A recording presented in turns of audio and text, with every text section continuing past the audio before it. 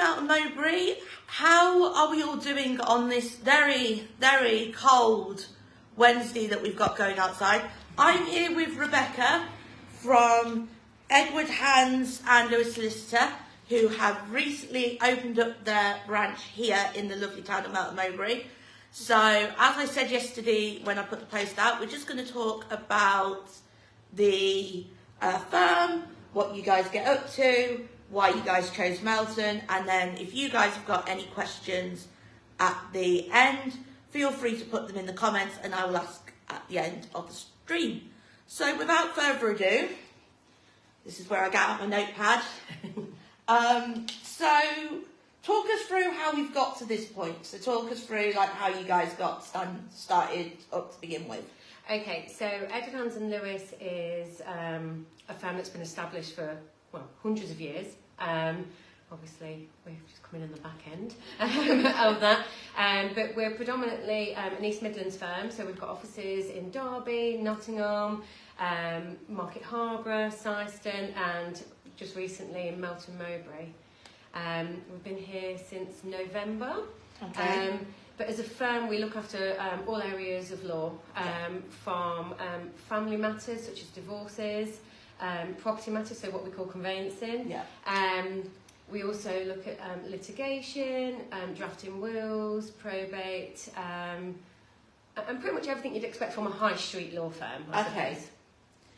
So, obviously you said that you've been in these different branches before you came here. What made you think, like, Melton Mowbray's got to be the next port of call?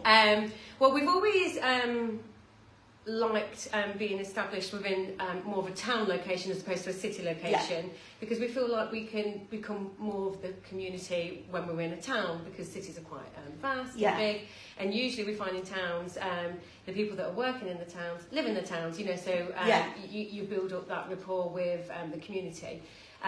Me personally, when we were looking at what town to expand into, I suppose Melton just seemed like a natural choice.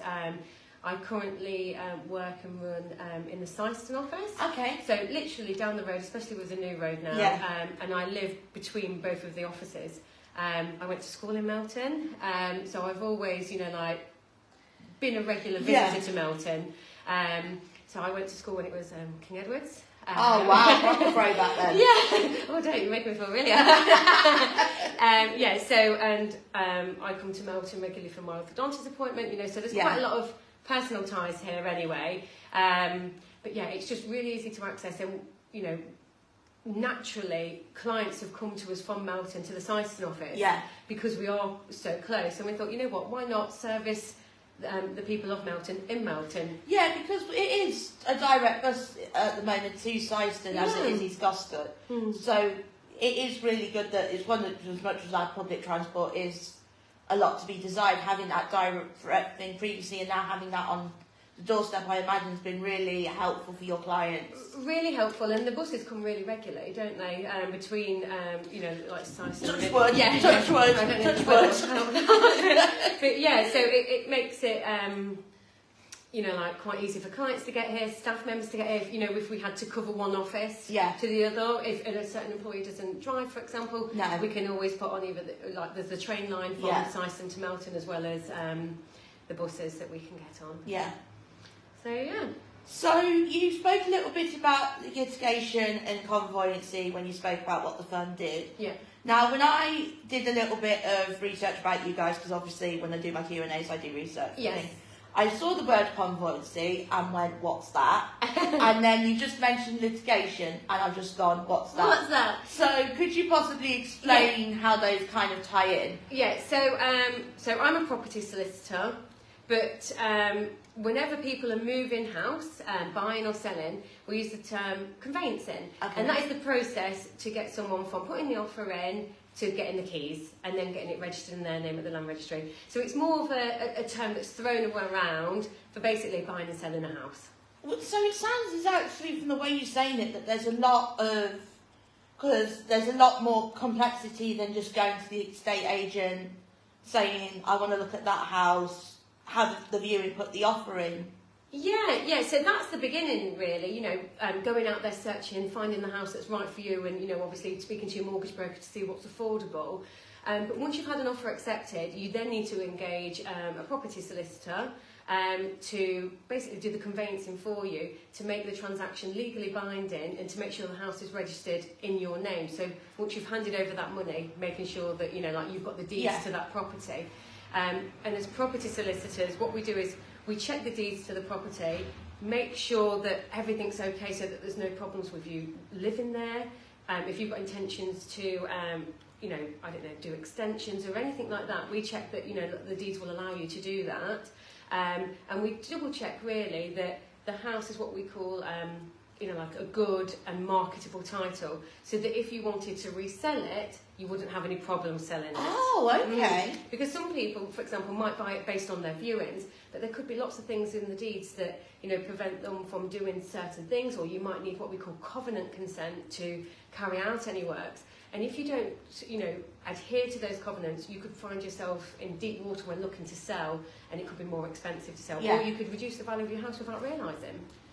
That's really interesting, and it's very interesting to think that it's people like you guys that are having to look and do all those things whilst the money is being transactioned, and the property buyers have got that best decision as well. When you look at these particular things, are you merely looking at it for buyers to buyers, or are you also looking at the rental side as well? Because I know from being at university, there's been so many, when I was at uni, there were so many situations where there were landlords that would be putting things on that might not necessarily have been the best. Yeah, so we see it from purely a buyer's perspective, if you like, but we will provide them with advice in terms of, if we know that the client is buying it in order to rent it out, we will check that there's no restrictions on the title preventing them from doing that. But in terms of them being a good landlord and sticking to their obligations as a landlord, that's over to them. Okay. Yeah. We don't get involved in that. We tell them the basics in terms of what they need to know, and whether or not the property can be rented out, or if it's to be rented out by, you know, multiple people, like you find with the student accommodation. We'll tell them what legislation, you know, applies to them, but it's up to them then to be a good landlord and to follow all, you know, like the rules around becoming a landlord. And making sure they keep updated with that, because obviously they change on a yearly basis. How do you find, in terms of how do you find the time to be able to keep yourself updated on these particular things as they get changed? Oh, okay. So I think that's I wouldn't say a problem, but all solicitors have an obligation to keep themselves updated in terms of the area that they work in, to make sure that they're always up to date and the information and the reports that they're providing to the clients are current. So we call it CPD points. Yes. So we have to, throughout the year, go on courses, watch webinars, just to make sure that we're completely up to date. And that could be up to date with what our regulatory body is saying that we have to do, so our bare minimum in terms of our ID checks and our AML checks, but also, obviously, with anything law, case law changes things. So if someone goes through the courts, someone's getting sued, then it changes the rules for everyone. So we just have to make sure we're up to date so we don't fall in that trap and end up in court ourselves. I was about to say, I guess if you so yeah, that's something. And then you said about litigation as well. Does that tie into the property, or is that separate? It depends really. So basically, litigation in short terms, it's not my area of specialty, but it tends to be when you're suing someone. Oh, okay. So litigation is more contentious. It's where different parties are arguing basically to get the best resolution. So it could be that, you know, someone's in breach of contract. Again, litigation, you know, landlord and tenant disputes can fall into litigation. So it's basically whenever there's an argument that needs to be settled through solicitor court, that's what we call litigation. Okay. So as well, you know, like personal injury and things like that. So there's lots of different areas within that loosely used term, I suppose. So we literally have an in-town injury lawyers for you should you be should you be injured in the last few years and it wasn't an accident, it was your fault. It wasn't your fault. Yeah, so like I said, that's not my area of speciality, but the EHL group itself can very much help you if you do have those, you know, you need advice or need help with someone in your corner. But For the Melton office especially, we've started out very much a property company, so we're providing lots of conveyancing services. And we're actually looking and hiring at the moment for what we call a private client solicitor. Okay. And a private client solicitor, they do things basically that you would need as an individual, I suppose. So if you need to make a will, or if someone was to pass away and then you need to apply for grant of probate, or you need a power of attorney to help someone act on your behalf, you know, whether or not you feel okay now or you think you're going to, could be poorly later. So that's what we are looking at the moment, because we see that there's a real need for that in Melton. And naturally, our property clients, they'll buy a house, they then need to think about a will. Yes. So we want to provide all services under one roof, really, so that we can give clients everything that they need to make sure that they're protected. So if there's somebody that falls within that particular specialism, how do they go about expressing an interest? Yeah. Okay, so if anyone was interested in a job at Edwards and Lewis in Melton as a private client lawyer, and that could be, you could be a solicitor, a paralegal, you know, like we're looking at all entries at this stage, because we are looking to grow the department and hopefully have more than one person here servicing that area. The best thing to do would be to ring the officers up and express that, you know, like you want an interest, and then send your CV in to us. Yeah. And when you ring the officers, they'll be able to give you the best email address to send that to. We'll have a look through it, and if it's, you know, like a CV that, you know, we think ticks the boxes, you know, we're the right fit for each other, then we'll invite you in for an interview. Okay. And last question before I go and have a look in the comments. I don't think anything's popped up yet, but I'll have another look after this question. Obviously, at the moment, a lot of kids have gone back to sixth form. I know MV16, they've got their mocks this week. Yeah.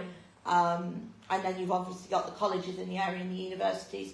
And obviously you've got Fernley and Longfield and Birchwood as well. If you've got a young person that's wanting to go and practice law as a career, specifically the property law that you specialise in, what advice would you have about pursuing that field? Okay, so if you wanted to become a property solicitor, there's lots of different avenues you can take. So definitely speak to your careers advisor, because years and years ago, if you wanted to be a lawyer, you'd become a solicitor, and you'd go down the normal, you'd do your A-levels, do your degree, do your diplomacy, and then you do a training contract, and it's very long-winded. There's now lots of other options available, so you could become Silex trained instead, rather than being a solicitor. Okay. And also, you could do it more of a work-based experience. So obviously, you still need to do your law degree if you wanted to qualify as a solicitor, or another degree and then convert to a law.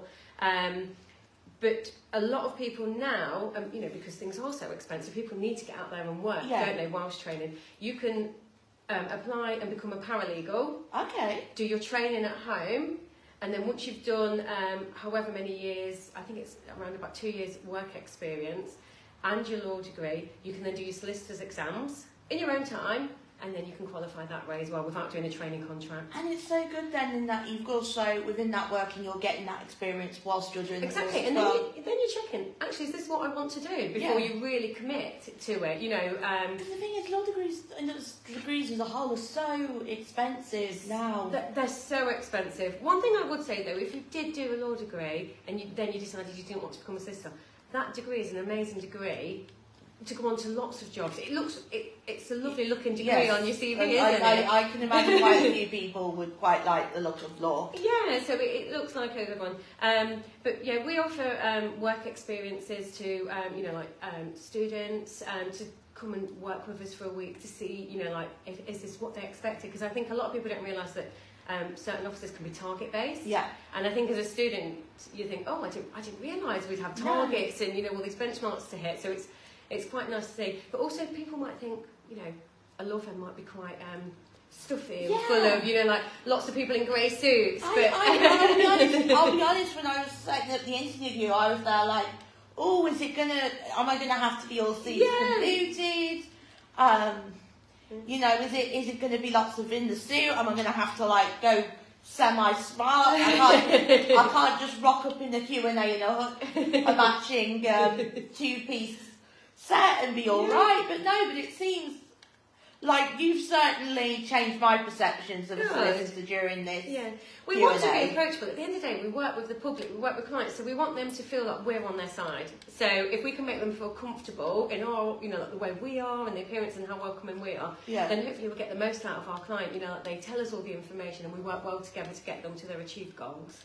Brilliant. So what I'm just going to do now is I'm just going to check the comment section. I don't think there's anything, but I will have a look. See, no, that's my right comment.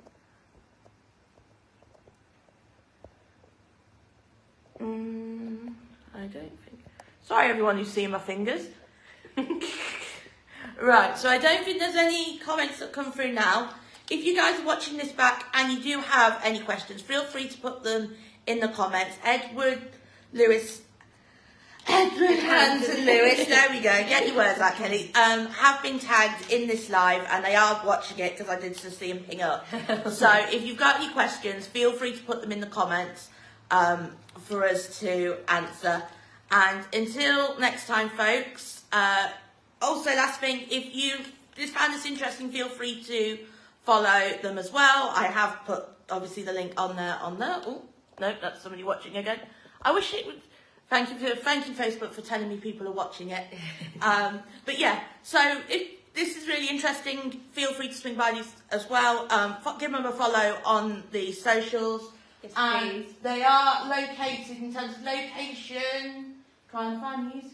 So they are located on 22 Park Road. 22 Park Road, and for those of you that need like a sort of geography, it's the pedestrian street where the orthodontist is as you're by SMB College, or you guys might know it as Brooksby. It's that particular Park Lane as well. So before I go and lose all the rest of my wording, I'm signing off. Thank you so much for watching the live today, guys. And it's goodbye from me, it's goodbye from Rebecca, and we'll see you both next time. Thank you. Bye. Bye.